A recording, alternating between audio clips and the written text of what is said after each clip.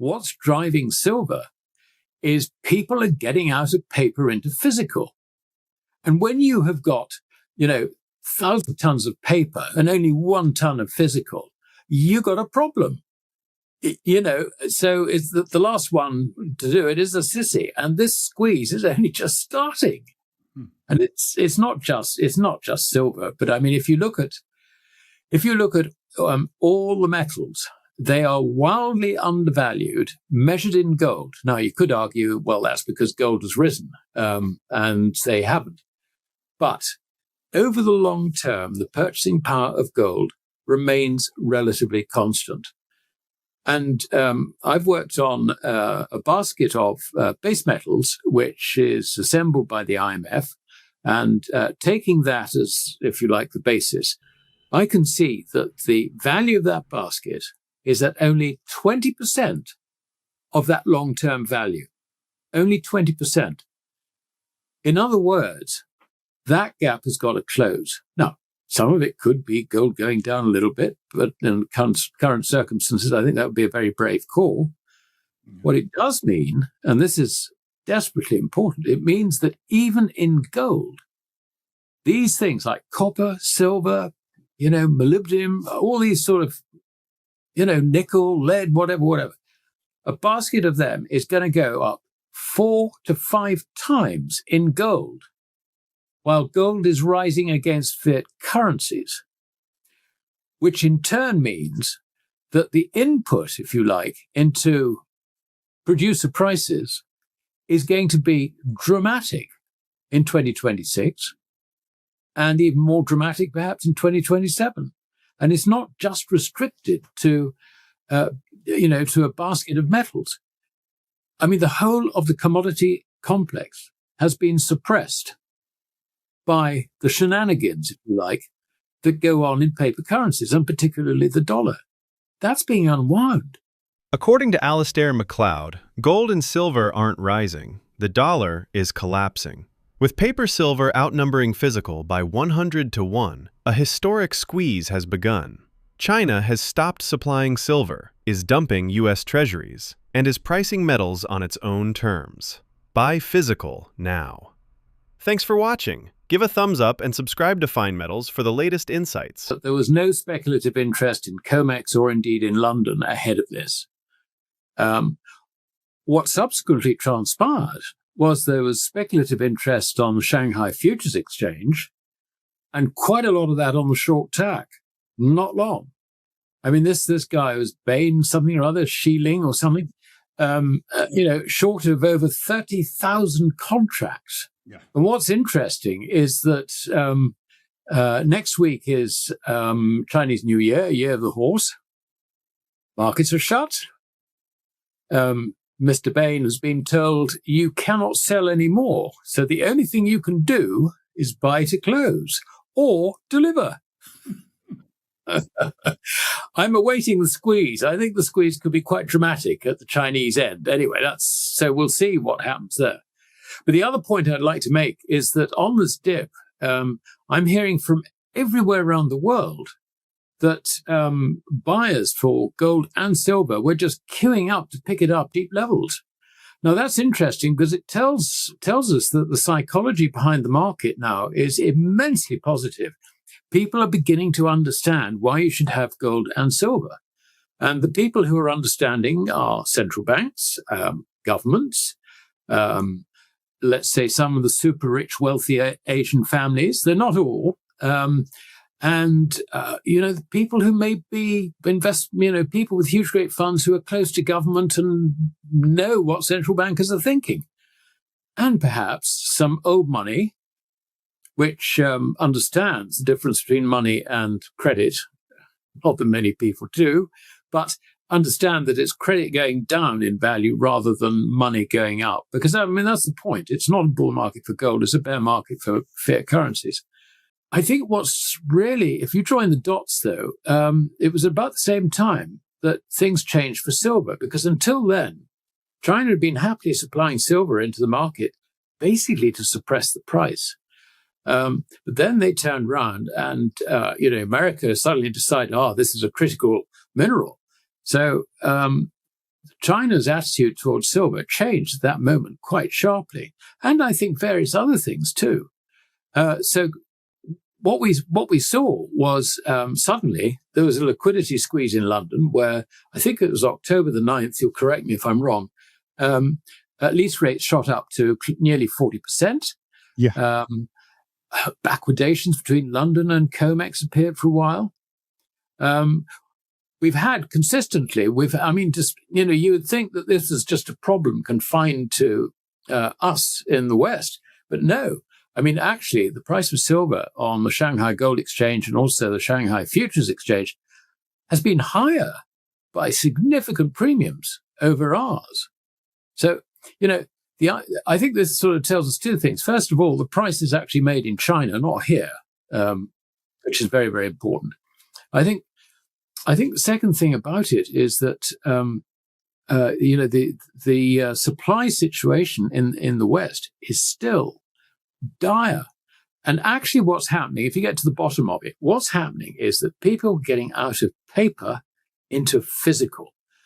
And I mean, when you've got, say, 100 times paper, as you have physical or no physical, I mean, where do you go?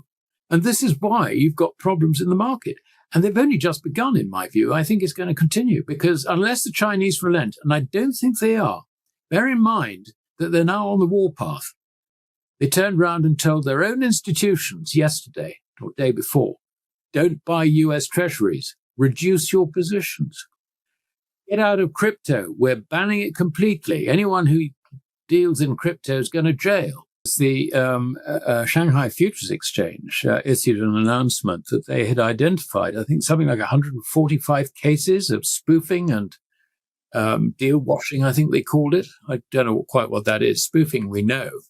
And they suspended quite a few accounts. Now, they didn't say in the announcement specifically what it was, but we assume it was with this big short, who was dealing through various accounts or acting in concert with others.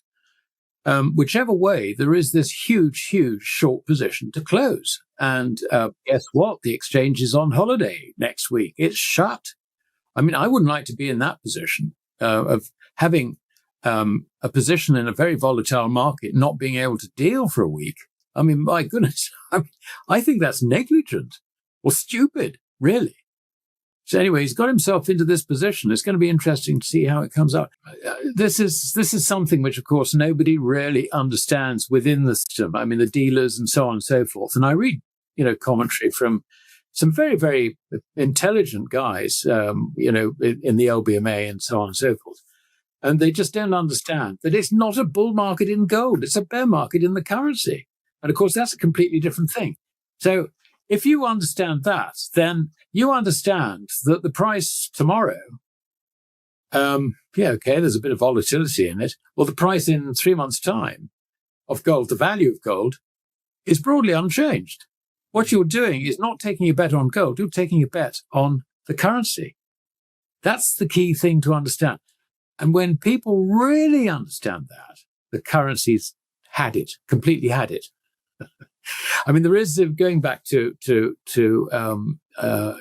von Mises, Ludwig von Mises, who went through the Austrian hyperinflation following the First World War.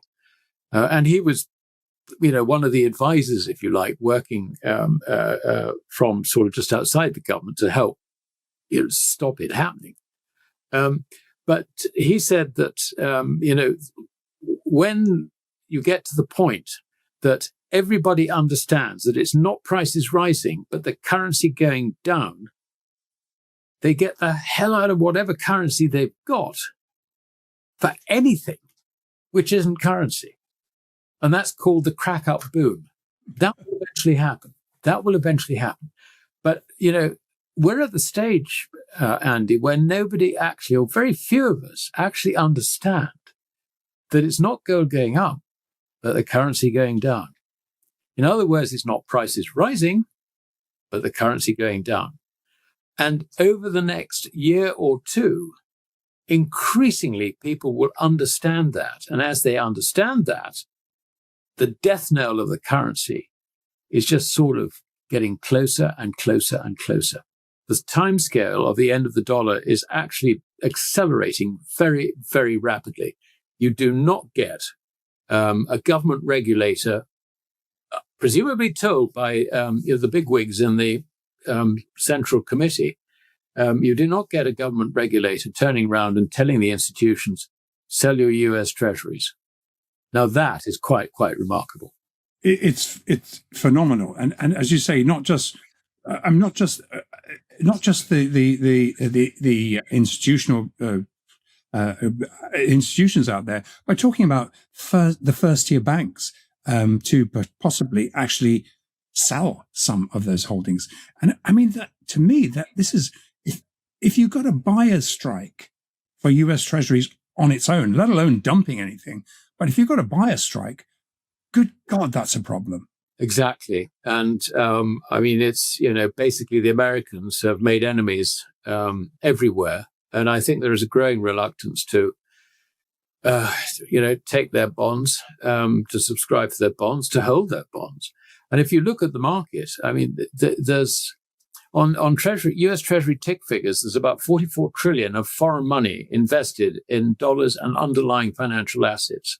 Everything from bank deposits to US T-bills, corporate T-bills, longer maturity bonds, corporate bonds, agency bonds, and roughly half of it is in equities. It's just riding the bull market. Now, we all know what foreigners do when a bull market ends. They just get the hell out of it because they've got no reason to be in your stock. They really haven't. There's no sort of strategic reason or anything like that. Why is your portfolio invested in Afghanistan stocks or whatever? Oh, because they're going up. I mean, that's basically the argument. Whether it's Afghanistan or America, it's no damn different. It really is not. You can tell people, I mean, show them a £10 note instead. And what does it say on it? I promise to pay the bearer £10 on demand, signed by the chief cashier. Now, I know the writing on the notes are getting smaller and smaller, and soon you'll need to get a microscope to see this. But that promise is still there. It is a legal requirement.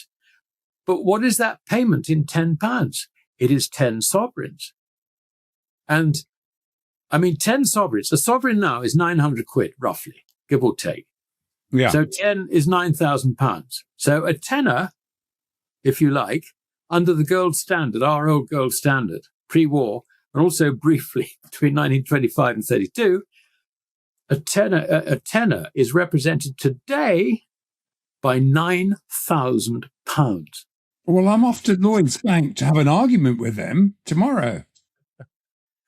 But it's not just us; it's every other currency. I mean, just look at the dollar. It's gone from 20.67 in 1933 to currently just over 5,000. I mean, as I look at it, it's 5,073, having a bit higher, and it's going to go quite a lot higher. It's going to go higher because the dollar's going down. It's not gold going up; it's the dollar going down. This is I think, the most important point. The earlier you understand that it's the currency going down and not gold going up, then you are going to be ahead of everybody else in your understanding of what's happening. You need no more than that. That's the important point.